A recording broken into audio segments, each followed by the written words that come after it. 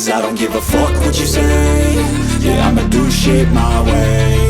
So you इस video में guys हम बात करने वाले हैं आज हुए मंडे नाइट रॉ के एपिसोड के बारे में। समर स्लैम के बाद पहला एपिसोड था और वर्ल्ड हेवीवेट चैंपियनशिप का फ्यूचर क्या होने वाला है वो भी आज हमें पता लगा। तो शो की जो स्टार्टिंग है वो हमें दी अमेरिकन नाइटमेयर कोडी रोड से देखने को मिलती है और आज जो मंडे नाइट रॉ का शो था वो काफी अच्छा था और मिनी एप्लेस से था। तो भाई सबसे पहले क्योंकि ये the beast incarnate Brock Lesnar का होम टाउन है तो भाई कोडी रोड सबसे पहले आके उसी के बारे में बात करते हैं, ब्रॉक लेसनर के बारे में बात करते हैं और वो कहते हैं कि भाई मेरा ये एक प्रिविलेज था कि मैंने ब्रॉक लेसनर के साथ रिंग शेयर की। और उसके बाद जो मोमेंट हमने देखा उन्होंने कहा कि भाई मैं काफी ज्यादा सरप्राइज था कि ये मेरे साथ हुआ क्या है कि भाई जो ब्रॉक लेसनर है उसने मेरा हैंडशेक क्यों किया। तो उसके बाद वो कहते हैं कि मेरी मॉम ने मुझे कहा कि तुम्हें क्या भाई पता नहीं लग रहा है कि ये चीजें क्यों हो रही हैं। तो उन्होंने यहाँ पर मुझे बताया कि जो ब्रॉक लेसनर है वो तुम्हें एक्नॉलेज करता है इसलिए उसने ये चीज की। और उन्होंने कहा कि भाई उसके बाद से अब मैं अपने आप को टॉप ऑफ द माउंटेन पर समझ रहा हूँ और दुनिया के अंदर कोई भी बंदा आ जाए मैं सबको हरा सकता हूँ इस वक्त। तो बट क्लियरली उन्होंने एक्नॉलेज का लफ्ज इस्तेमाल किया, मतलब वो रोमन रेंज से लड़ना चाहते हैं। लेकिन इससे पहले कि वो मजीद कुछ बोलते हैं सेथ फ्रिकिन रॉलिंस यहाँ पर आ जाते हैं और भाई हमेशा यही होता है जब इन दोनों के पास कुछ नहीं होता तो भाई ये दोनों हमें रिंग में देखने को मिलता है। भाई सेथ रॉलिंस यहाँ पर आके बात करते हैं कि लास्ट टाइम जब मैंने जो वर्ल्ड हेवीवेट चैंपियनशिप है इसका फ्यूचर बताना था तो तुमने मुझे आके यहाँ पर इंटरप्ट किया था, तो क्यों ना भाई आज मैंने वो चीज़ की और भाई मैंने यहाँ पर आके तुम्हें जो है वो इंटरप्ट किया। और उन्होंने कहा कि भाई मैंने यहाँ पर सुना कि तुम कह रहे हो कि भाई तुम किसी को भी हरा सकते हो इन द वर्ल्ड। तो उन्होंने कहा कि भाई क्यों ना तुम इस चीज़ को प्रूव करो। और भाई इससे पहले कि इनके दरमियान ही जो है वो ज़्यादा बढ़ती जजमेंट है यहाँ पर आ जाती है और वो यहाँ पर आके बात करते हैं कि भाई तुम लोग किस तरह से बातें कर रहे हो कि भाई ये जो शो है ये तुम लोग चलाते हो, क्योंकि भाई सेथ रॉलिंस भी मंडे नाइट रॉलिंस कह के बुलाते हैं इसको। तो भाई डेमियन पीस यहाँ पर कहते हैं कि भाई हम यहाँ पर जो है वो डील करते हैं, हम मंडे नाइट रॉ को चलाते हैं और उसके अलावा अगर तुम चैंपियनशिप्स की बात करो तो चैंपियनशिप का फ्यूचर भी हम डिसाइड करते हैं।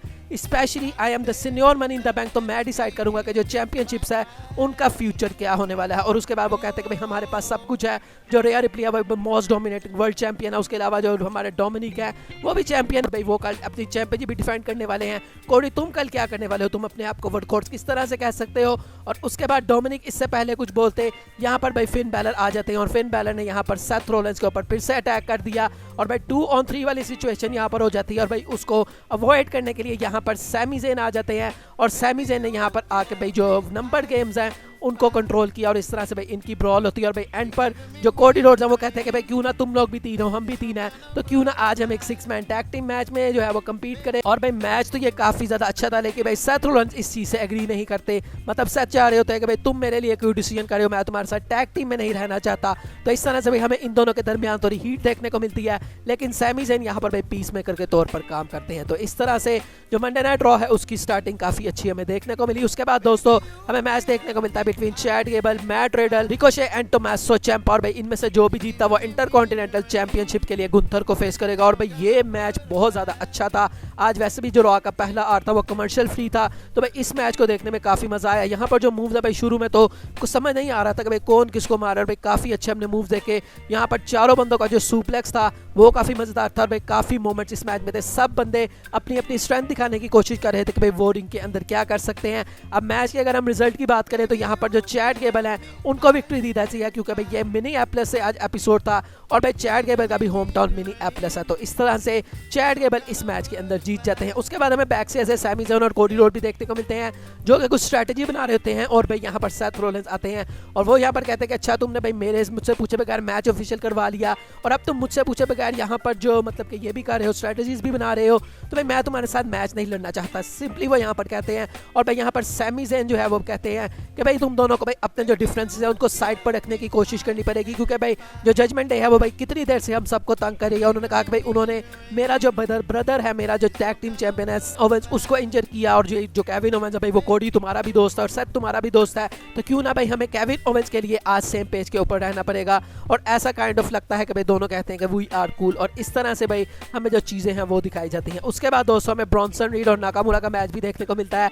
इस मैच की एंडिंग काफी सरप्राइजिंग थी, मुझे लगा था भाई ब्रॉन्सन रीड को काफी अच्छा WWE बुक करती है लेकिन भाई मैच की एंडिंग में हम देखते हैं कि सुनामी को डक करके यहाँ पर 2 दफा अपना जो फिनिशर किंग शासा है वो लगाया और शिंसके नाकामुरा नाकामुरा ने इस मैच के अंदर ब्रॉन्सन रीड को हरा दिया।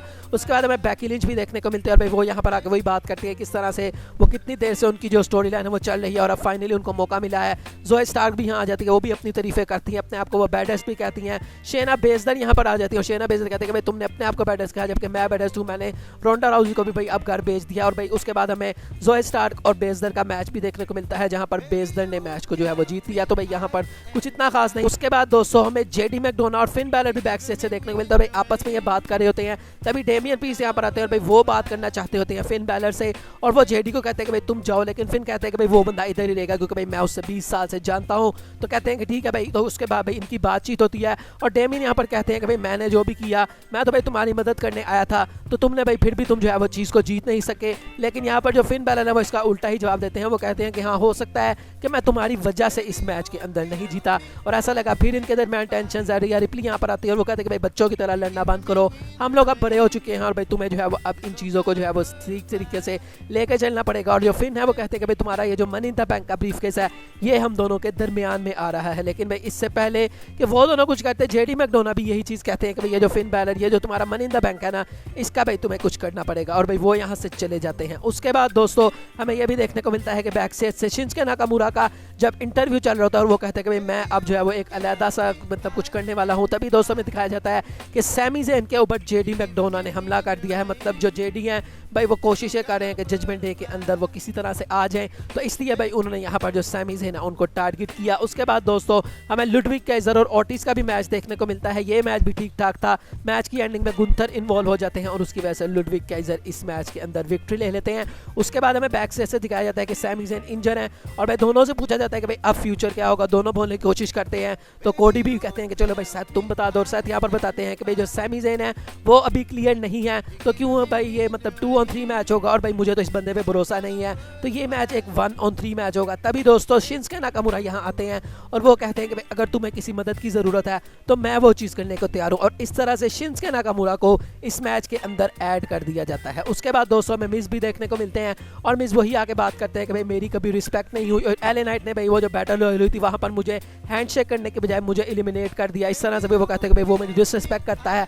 एलए नाइट भी यहाँ पर हमें देखने को मिलते हैं और एलए नाइट भी यहाँ पर आके हैंडशेक ऑफर करते हैं, लेकिन भाई वो चीज़ें होती नहीं। और भाई मिस काफ़ी ज़्यादा गुस्से में है कि भाई तुम मेरी रिस्पेक्ट नहीं करते, कोई मेरी रिस्पेक्ट नहीं करता, मैं 20 साल से इधर हूँ, मैंने ये किया मैंने वो किया, तुमने 20 सालों में क्या किया। तो एले नाइट कहते हैं कि भाई मैं एक स्ट्रॉन्ग मैन बना और भाई तुम्हें अगर लोकल रूम से वो निकाल भी देते थे तो उनको पता होता था कि भाई तुम कुछ करने नहीं वाले, लेकिन भाई मेरे साथ वो सिचुएशन नहीं है, मैं काफ़ी स्ट्रॉन्ग बंदा हूँ और मेरे खिलाफ कोई भी कुछ नहीं कर सकता। और उसके बाद भाई वो यहाँ पर मिस को कहते हैं कि भाई ठीक है तुम भाई अगर मुझसे हैंडशेक नहीं करना चाहते तो ठीक है भाई फिर तुम मुझसे फाइट करो, तुम मुझे प्रूव करो कि भाई तुम जो है वो सबसे बड़े सुपरस्टार हो। और उसके बाद भाई मिस यहाँ पर चीप शॉट की तरह अटैक भी करते हैं, अपना फिनिशर भी लगाने लगते हैं, लेकिन एलए नाइट ने उसको काउंटर करके अपने फिनिशर के अंदर चेंज किया और इस तरह से भाई जो एलए नाइट है वो यहाँ से चले जाते हैं। उसके बाद दोस्तों हमें न्यू डे का भी रिटर्न देखने को मिल चुका है जब वाइकिंग रेडर के साथ उनका मैच और वाइकिंग रेडर ने मैच शुरू होने से पहले उनका बड़ा भाई पूरा प्रोमो दिखाया जाता है, लेकिन उसका भी फायदा कोई नहीं हुआ और भाई यहाँ पर जो हमारे वाइकिंग रेडर्स है वो इस मैच को हार चुके हैं। उसके बाद दोस्तों मेन इवेंट की बात करते हैं जहाँ पर जजमेंट डे की एंट्रेंस हो रही होती है। तो भाई सबसे पहले तो यहाँ पर जो रकेल है वो आगे रिया रिप्ली के ऊपर अटैक कर देती हैं और उसके बाद भाई इन दोनों की ब्रॉल स्टार्ट हो जाती है।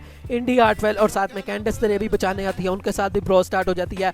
उसके बाद फाइनली टाइम आता है मेन इवेंट का। तो भाई सबसे पहले तो दोनों टीम में 2 बंदे थे जो कि आपस में लड़ रहे थे, वहाँ पर कोडी और सेथ थे, वहाँ पर डेमियन और फिंथर भाई जो तीसरे बंदे थे उन्होंने कहा कि ठीक है भाई हम मैच को जो है वो स्टार्ट करते हैं। तो भाई मैच की स्टार्टिंग हमें नाकामुरा और साथ में डोमिनिक मिस्टीरियो से देखने को मिलती है और भाई ये मैच भी काफ़ी ज़्यादा अच्छा था। अगर इसके हम एंडिंग मोमेंट की बात करें तो भाई यहाँ पर जो मनी इन द बैंक का ब्रीफकेस है डेमियन प्रीस्ट ने वो यूज़ किया हमारे कोडी रोड्स के ऊपर और ऐसा लगा भाई कहीं कोडी रोड्स के ऊपर कुछ काउंट ना हो जाए, लेकिन तभी सैमी ज़ेन वापस आते हैं और उन्होंने डेमियन प्रीस्ट के ऊपर अटैक किया। मनी इन द बैंक का जो ब्रीफकेस है भाई फिर से वो फिन बैलर के ऊपर पड़ा और भाई उसके बाद क्रॉस रोड्स यहाँ पर पड़ता है फिन बैलर को और इस तरह से भाई ये जो बेबी फेस हमारी टीम थी उन्होंने इस मैच के अंदर विक्ट्री ले ली। और भाई मैच खत्म होने के बाद भी इनकी जब सेलिब्रेशन चल रही होती है तो हमें पता है कि भाई कोडी रोड्स और सेथ रोलिंस सेम पेज के ऊपर नहीं थे, तो भाई दोनों यहाँ पर हेसिटेट कर रहे होते हैं, दोनों एक दूसरे से बहस कर रहे होते हैं। और भाई जहाँ पर जो हमारे सैमी ज़ेन है वो फिर से पीस मेकर का काम करते हैं, यहाँ पर दोनों का हैंड रेस करते हैं और उसके बाद भाई फाइनली यहाँ पर जो सेथ रोलिंस है वो एक हैंडशेक ऑफर करते हैं और भाई उसके बाद दोनों कॉर्नर्स के ऊपर चल जाते हैं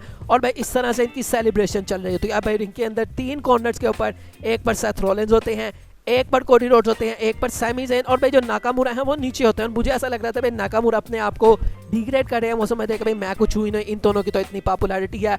और तभी दोस्तों नाकामुरा ने यहाँ पर एक वो चीज़ की जो कि एक्सपेक्ट ही नहीं थी, उन्होंने किनशासा लगा दिया सेथ रोलिंस को, और उन्होंने यहाँ से अपनी इंटेंशंस क्लियर कर दी हैं कि वो आ रहे हैं वर्ल्ड हैवीवेट चैंपियनशिप के लिए। तो किनशासा लगा के वो यहाँ से एक सैडिस्टिक सी लुक देते हुए चले जाते हैं और कोडी और सैमी देख रहे हैं कि ये चीज़ हो क्या रही है। तो अब भाई क्लियर नज़र आ रहा है कि शिंसुके नाकामुरा एक हील टर्न कर चुके हैं और अब उनका हमें फ्यूचर में मैच देखने को मिलेगा against Seth Rollins for the world heavyweight championship. अब ये तो बात हो गई मंडे नाइट रॉ की। अब बात करते हैं दोस्तों हम ट्राइबल चीफ रोमन रेंस की, जिनका स्टेटस क्या है भाई, ये सबसे बड़ा क्वेश्चन था। तो भाई इस फ्राइडे नाइट स्मैकडाउन में ऑफिशियल हो चुका है कि रोमन रेंस आने वाले हैं।